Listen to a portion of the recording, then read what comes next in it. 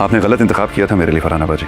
तो मुझे धोखा नहीं दे सकती। मैंने तुम्हें कहा अभी मेरी जिंदगी में इस तरह की किसी चीज की गुंजाइश नहीं है। ये क्या हाल बनाया हुआ है फ्लैट का, खुद का? क्या काम करूं, क्या कारोबार करूं, सब कुछ आपके सामने ही है। छोटी उम्र से आप सब ने दो बूढ़े माँ बाप थमा दिए मुझे। तुमने जेबा का सारा जेवर चुरा लिया और अब आप सबको मुझ में ऐब नजर आने लगे हैं। अपने बच्चों के पैसे चुराते रहे हो तुम। पैसा कमाना मर्द का काम होता है, औरत का नहीं। मैं आज तक जान ही नहीं सका कि फरहाना अपने भाई के घर आएगी और जब देखेगी कि जामी ने फ्लैट का क्या हाल किया हुआ है तो वो उसे डांटेगी और कहेगी कि जामी तुमने अपना और अपने घर का क्या हाल बना रखा है।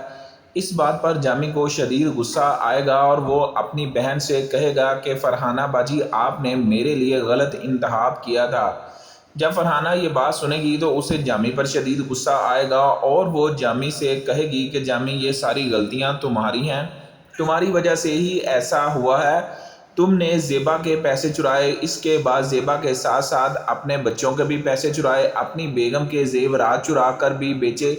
ये सब तुम्हारी गलतियां हैं। इस बात पर जामी को भी गुस्सा आएगा। जामी अपनी बहन से कहेगा कि आप लोगों ने मुझे छोटी उम्र में ही दोनों बूढ़े माँ बाप थमा दिए और ख़ुद यहाँ से बाहर चले गए। सारी उम्र मेरे बारे में किसी ने नहीं सोचा कि मैंने क्या करना है। मैं इस बात में कभी भी तमीज़ नहीं कर पाया कि पैसे कमाना मर्द का काम है, औरत का नहीं, इसलिए मुझसे ये सारे मामलात हुए हैं। दूसरी जानिब ज़ेबा की दोस्त उसे घर बुलाएगी। ज़ेबा जैसे ही उसके घर एंटर होगी तो वहाँ जमाल होगा, तो ज़ेबा उसे देखकर वापस आ जाएगी और अपनी दोस्त को खूब बुरा भला कहेगी कि मैंने तुम्हें कहा कि मैं अब इस साइड पर नहीं आ सकती, मेरे छोटे छोटे बच्चे हैं, मैं कभी भी ऐसा नहीं कर सकती। तुमने ऐसा करने की हिम्मत क्यों की? मैं तुमसे अब कभी भी बात नहीं करूँगी। ये कह के वो चली जाती है।